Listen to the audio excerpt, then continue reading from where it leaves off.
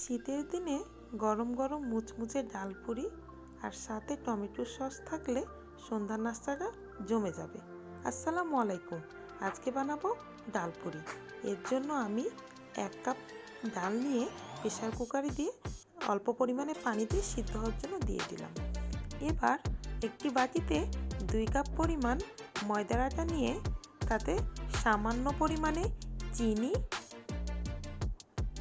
1 চা চামচ লবণ ও অল্প করে তেল দিয়ে ভালোভাবে ময়ান দিয়ে নিব। দেখুন কেমন করে ময়ান দিলাম। এরপর অল্প অল্প করে পানি দিয়ে আটাটা ছেনে রেস্টে রেখে দিব 10 মিনিটের জন্য। এরই মধ্যে আমার ডালটা সিদ্ধ হয়ে গেছে আর দেখুন পানিটাও শুকিয়ে গেছে। এরপর 3টি কাঁচামরিচ, 1 টুকরো দারুচিনি, 1টি লবঙ্গ ও 1টি এলাচ পাটাতে ভালোভাবে পিষে নিয়ে তার সাথে ডালটাও ভালোভাবে পিষে নেব এবং এর সাথে দিয়ে দেব কিছুটা আদা রসুন বাটা, কিছুটা মরিচ গুঁড়ো আর পরিমাণ মতো লবণ। ভালোভাবে মিক্স করে নেব। আর এইদিকে আমার রেস্টে রাখা আটাটা রেডি। এরপর ছোট ছোট লেচি আকারে কেটে নিয়ে এই যে দেখুন মধ্যটুক মোটা রেখে এর মধ্যে ডালের পুর ভরে নেব এবং গোল গোল করে বল তৈরি করে নেব, যেরকমভাবে আমরা রুটির বল তৈরি করি।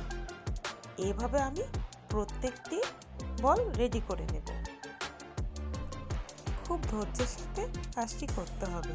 খেয়াল রাখতে হবে ডাল যেন বের হয়ে না যায়।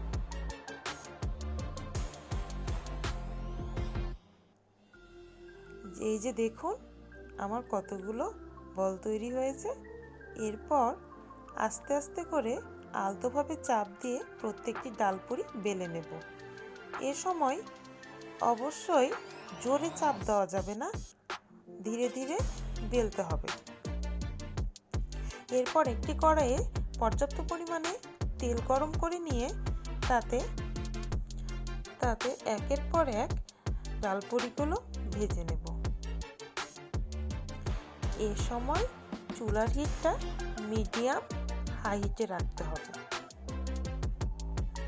ধৈর্য নিয়ে ধীরে ধীরে ডালপুরিগুলো ভাজলে মুচমুচে হবে।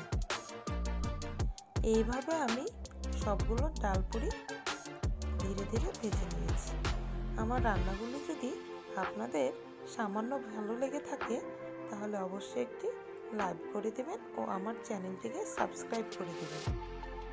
এই যে দেখুন ডালপুরির ভিতরে কি সুন্দর সমানভাবে চারিদিকে ডাল ছড়িয়ে রয়েছে। আসসালামু আলাইকুম।